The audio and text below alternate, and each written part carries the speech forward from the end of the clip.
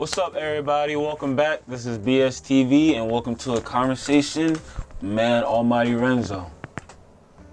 What's poppin'? What's poppin'? All right, so let's get straight into it, man. Let's get straight into it. All right, man. So obviously you just did your performance and everything. How'd you like it? I'm an artist, you know, at least I feel like, you know, in every sense of the word, you know, I produce, I engineer and all that.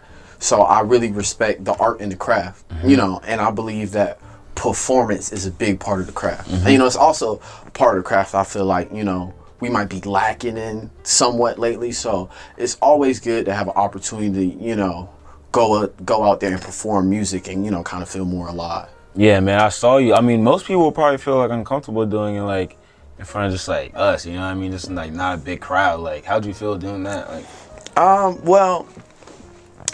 you know, I do a lot of learning. So part of my learning, I have like a master class, right? And on my master class account, I've been watching like the Usher lessons. And, you know, Usher says every performance, you got to go hard. It don't matter whether you perform it for 1 people or 100 people. Because, you know, if you don't do it that way, when you get in front of 100 people, you're not going to know what the fuck you're doing. Facts. You know what I'm saying? So it's like, for me, it's about, you know, not only having fun in the moment. Because, you know, music, especially independent music, is such a stressful thing. If you're not having fun, it's going to be like, why am I doing this? Yes, sir, yeah. So it's not only just about having fun and enjoying every opportunity I get to experience music. It's also about taking every opportunity as a learning opportunity. You know what I'm saying? So, you know, I'm not gonna lie, you know, I get nervous sometimes. Everybody gets nervous. But, you know, I heard someone say, when you're scared to do something, just get rid of the fear and do it. If you can't get rid of the fear, just do it scared. You know what I'm saying? Because it's like, you know, a lot of times when you get used to dealing with the fear, it's like you be able to recognize more like, okay, that fear is the only thing stopping me from progressing. The only thing in between me and my evolution right now is that fear. So, you know, it's just like you got to look at those 3, 5, or 100 people in the room as just another piece to assist you with your development, in my opinion. All right, so I get you. So what do you think your biggest fear is when you talking about fears? My biggest fear, I'll probably say my biggest fear is failure, you know, and that's in any aspect of life. You know, I don't want to fail as a son. I don't want to fail as a man. I don't want to fail as a father in the future, you know, and I definitely don't want to fail as an artist, you know, but sometimes we got to keep perspective. We got to realize the difference between failing in totality and failing in the moment, you know. So sometimes that fear gets to me. You know, something doesn't go exactly how I want. Something doesn't go all the way my way. I'm like, damn, did I just fail? Is that it? But you got to remind yourself, nah, that's not it. That's another step in the way. But, you know, I'm not perfect. So that's still like my biggest fear and the thing that I'm battling the most. Definitely sounds like you got a lot of wisdom, man. How old are you? I'm 22 now. 22? I know your last one, you said you're 21. Yeah. Now I'm on my 6 car. Yeah. You gotta update the lyrics then. Yeah, I do. I guess I do. Yeah. Damn. So how was year 21 though? Cause my year was lit. Year 21 was lit. My year 22 is better, but year 21. When's your birthday? July 1st. Okay, cool. So I just turned 22.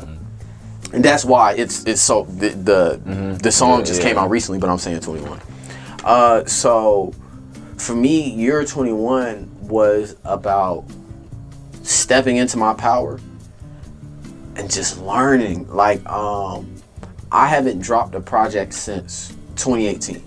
And a lot of people were asking me like, yo, when you gon' cause like I do freestyles too. I saw that, Freestyle Fridays. Yeah, Freestyle Fridays. So like I do my Freestyle Fridays and people like, yeah, I'm fucking with Freestyle Fridays. That's cool and all. It's mad consistent too. But, okay, appreciate it. Yeah, I try to. But they be like, yeah, you consistent, you post frequently, you know what I'm saying, whatever, but we still need the music. I was like, oh, you know, I just dropped 2 singles this year. It's like, yeah, that's cool. But we need more music. And I was telling people like, you know, sometimes you got to take a step back. Because, you know, I went to work on my content, my lyricism, my engineering, and then even like my production. So like in year 21, I got back into production. I used to do production in high school, then I stopped. I just started rapping on other people's beats.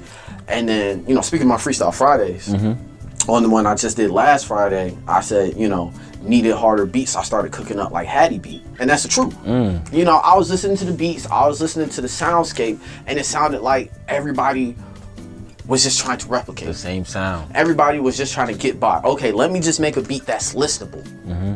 And you know, I couldn't really vibe with that. So I was like, yo, I need to get back to my production. So I studied a lot of music, I did a lot of learning, and you know, I just worked on getting these 2 projects done. So you pretty much do everything, like the production, the engineering, rapping, or what do you focus on? Like, what's your main thing that you focus on? My main thing is rapping, for sure. Yeah, by like far. like songwriting, like writing your lyrics. Or Yeah. Like, do you have a team that you work with, or like? Oh no! I write all my lyrics by myself. However, production, there is one other producer that I work with a lot. His name is Play Legacy or Benny Kana. It depends on what day, what he's going by. But that's when I collab with a producer, the vast, like 95% of the time, that's the person I'm working with. So you're not on the tight beat time? Nah, I'm not on the tight beat time. I mean, the tight beats, they're cool. Don't get me wrong. Don't get me wrong. I've been rapping for some time now, and it was definitely one point the tight beats was holding me down. I'm not gonna care. Definitely, yo. I'm right there with you. I was a tight beat rapper at one point, especially the Cardi beats. Everybody knows the Cardi beats go crazy. Yo, what? The Cardi, like, it's the like, melodic ones too, like the sure. Yeah, no, I love the melodic ones and like the spacey sounding ones. I like the video game Jones. Yeah, me too. ASAP Ant got some nice tight beats too, but I don't feel like they do his real beats justice enough though. You know who got good type beats? Who? ASAP Rocky type beats never failed me, bro. I understand that. Never. They're just so good at setting the vibe. Yeah, I understand that's that. what I'm saying. Yeah. Nah, ASAP Rocky type beats is definitely something you can like drink wine and chill with shorty while you write. Even if it's slow, or the upbeat ones be like. Yeah, the upbeat ones be like, they be upbeat and turnt, but it's still like some different shit. Yeah, for sure. So like, what's like, based off your music, I can tell that like you're not on, like, that's why I kind of asked you, because like I can tell you're not really on that type beat type of time. You know what I mean? Like I can tell it's more like not like instrumental, but like you see how ASAP came out with like the dark voice, like everything was different, everything, like the beats that you be rapping on, they're definitely different. Like, you know what I mean? I can't see myself like, you know, trying to attack that. Well, for me, I feel like I can fit in a lot of different pockets. I can fit in a lot of different genres. On my next project that I got coming out, I got like songs that are influenced by a UK sound. UK drill, or just like garage. It's actually a lot lesser known UK genre. It's a mix between dance hall, EDM, and like I forget the other genre. House, and it's really dope. I don't know if you ever heard of a UK rapper by the name of AJ Tracy. Do we know AJ Tracy? Yeah, that sounds mad familiar. Yeah, he got a song called Yeah. He got a song. What'd you say? Oh, he got a song called Ladbroke Grove, and it's kind of like garage inspired. And this is the first thing that put me onto that genre. I got stuff that's got heavy 80s influence on my next project. So for me, it's like I always try to look at music from an objective standpoint. Good music is good music. And I feel like there's something you can learn from anything. If the country song hard, the country song hard. You know what I'm saying? Thank you, man. And you could probably find some similarities between what he talking about and what you talking about. You like to get drunk, he like to get drunk. Just on different things. He That's like what whiskey, I'm saying. you like your woman, he like his woman. Right. You know what I'm saying? But so I'll definitely say a lot of the difference in my sound just comes from the openness that started with the music I was listening to. You know, I feel like a lot of people's style is pigeonholed because they don't know anything else, because they don't hear anything else. Bro, we need more people like you, in the game, bro. Because honestly, what you just said about people being pigeonholed to certain types of music and stuff, I'm from the suburbs, and I'm not gonna hold that back. But at times, it gets kind of crazy out there for real. Just because you come from a certain area or a certain background doesn't mean that you know certain stuff. You don't go through certain things. For sure. You know what I mean? I think I feel like hip hop has I feel like hip hop has like a stigma to it that like you gotta be from like the hood, you gotta do this to do that, but like you know what I mean, like everybody has different types of like taste in music which blend together and make that like their sound, you know what I mean, and I can definitely hear that in your music. For sure, and I appreciate that. I agree with what you're saying 100%. I do feel like, you know, part of the problem is the lyricism isn't as in-depth, the stories aren't as descriptive, just everything doesn't make you feel it as much, doesn't make you see it as much, doesn't make you experience it as much, because a lot of people are just talking about what they think they have to talk about. It's like, you know, I feel like art peaks when you never forget to consider life. Like, art only peaks when you incorporate and speak on the things that you experience in life. Like Eminem, for example, right? At the end of the day, Eminem been rapping for how long? Like 15, 20 years now? Probably 25, 30. So like his technical proficiency, like his ability to rap on beat, write certain things, make certain things rhyme, is always going to be on point. However, the music don't hit the same no more. And I believe that's because, you know, You're not really going through some shit. he's not living life. He's sitting in his house playing Sober. his game shit. The stakes, there are no high stakes for him. So I feel like to really make your best optimal music, you got to mix with real life experiences that you're feeling. So I feel like that's something that's missing with a lot of today's music. Like, cause you know, even like, you know, street music or whatever, there's been street music around for whatever, you know, for however long. But before, it was like they were telling you a story about the streets. They made you feel like you know how to operate and move like, in the streets, just like, you know, Biggie with the 10 crack commandments. You felt like you were listening. You're like, yes, sir. Yeah, exactly. Like, it's a movie. Like, you could go and write a report on the streets just based off of that.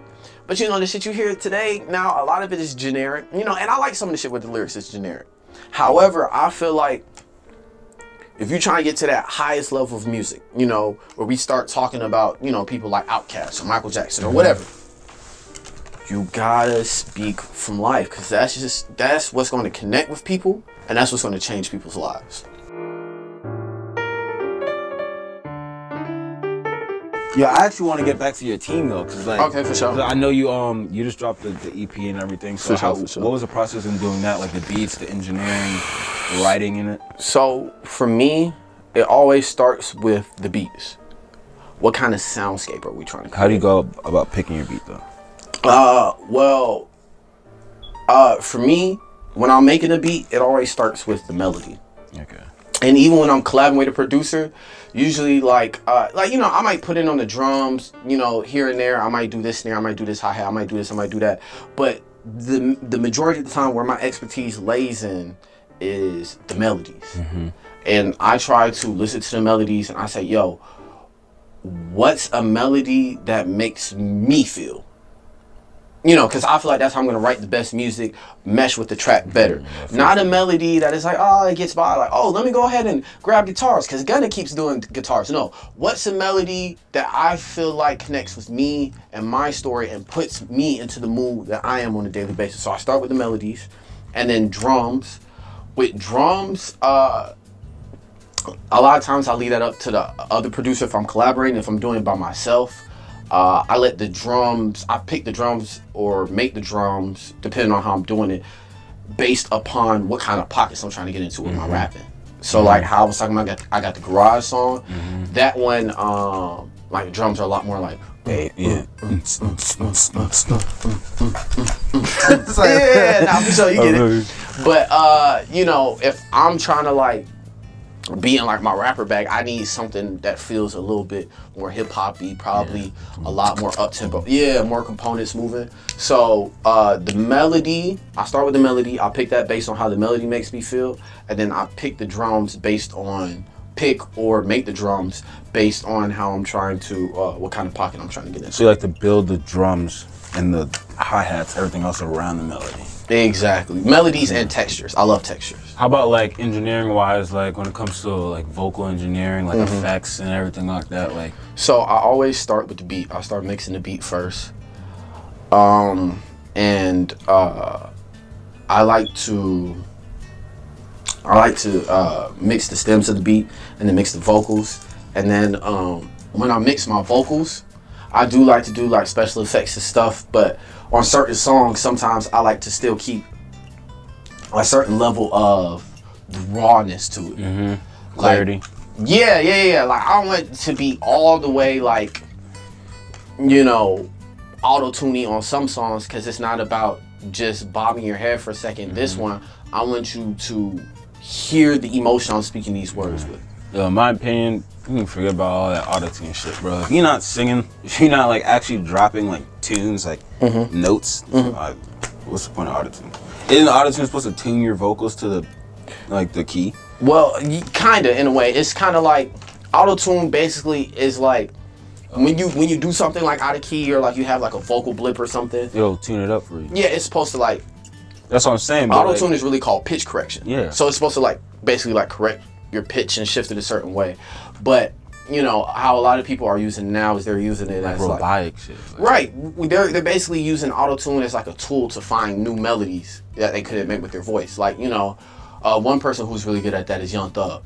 He's really good at finding different melodies, especially like if you stack the vocals. Like, you know, finding different melodies that's possible when, okay, so if I sing this way, then I pitch this version up. Okay, then I sing this way and I pitch this version down. It creates a sound that I'm not hearing anywhere else. So that's the beauty I see in auto-tune, when you're really trying to experiment. But a lot of days it's just used as like a lazy tool where it's just supposed to make everything perfect. Yeah, I've literally seen it firsthand. But hold up, you think Young Thug is, like, uses pitch correction and auto-tune the best? The best? I don't know if I don't know if he uses it the best, but he's definitely up there. Who uses it the best? It's a big test. I'm not gonna lie. I think T-Pain kind of still the GOAT. All right, no, he's always gonna be the GOAT. But like right now, right now, I can't lie. Nah, not Lil Baby auto-tune. Lil Baby? He's not even. No. Have you? Hold on. Time out. No, time out. I'm not the biggest Lil Baby fan, but I gotta put some respect on his name. How many females in Atlanta have you spoken to?